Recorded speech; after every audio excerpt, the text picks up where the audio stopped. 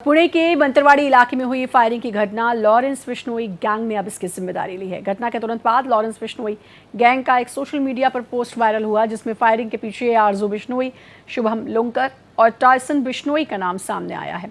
Post में businessman को जान से मारने की धमकी भी दी गई।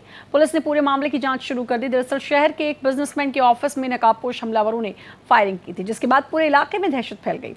बिजनेसमैन अमूल चमारिवा और सनी चमारिवा की स्टील कंपनी के ऑफिस में 4 राउंड फायरिंग की गई और इसके बाद एक पोस्ट कर बाकायदा लॉरेंस बिश्नोई गैंग ने इसकी जिम्मेदारी ली है और साथ ही साथ उस पोस्ट में भी बिजनेसमैन को जान से मारने की धमकी दी है। तो पुणे जहां लॉरेंस बिश्नोई गैंग ने इसकी जिम्मेदारी ली है और आपको बता दें कि मंतरवाड़ी इलाके में जो घटना हुई उसकी जांच में फिलहाल पुलिस जुटी हुई है। लॉरेंस बिश्नोई गैंग ने इस फायरिंग की जिम्मेदारी ली है। 4 राउंड फायरिंग यहां पे की गई थी।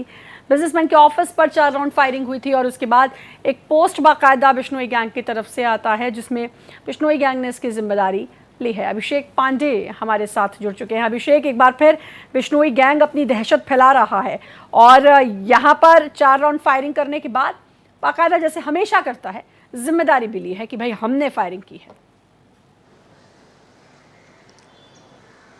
बिल्कुल, विकास स्टील कंपनी के घर एकदम सामने, ऑफिस के सामने फायरिंग हुई थी और उसके बाद आसपास के इलाके में दहशत फैल गई थी। और जब इस पूरे मामले की जांच शुरू हुई तो उसमें अज्ञात शख्स इस तरीके के शब्दों का इस्तेमाल हो रहा था कि किसने फायरिंग की, क्या पुरानी रंजिश थी, क्यों किया गया।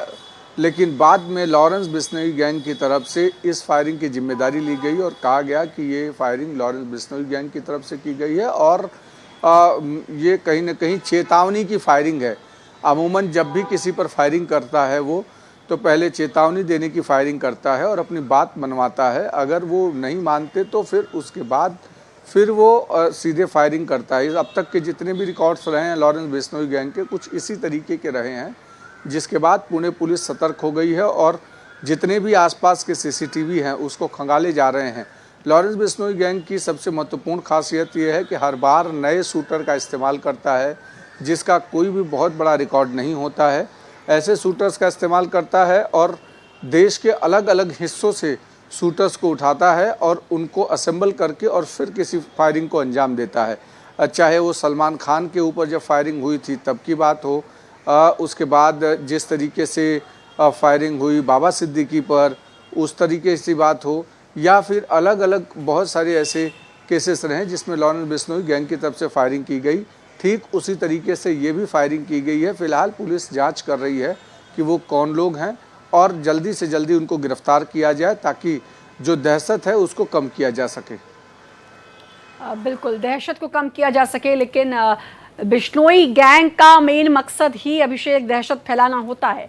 इसीलिए पहले इस तरीके की फायरिंग और इस तरह की खबरें बहुत सारी पढ़ी हैं हमने।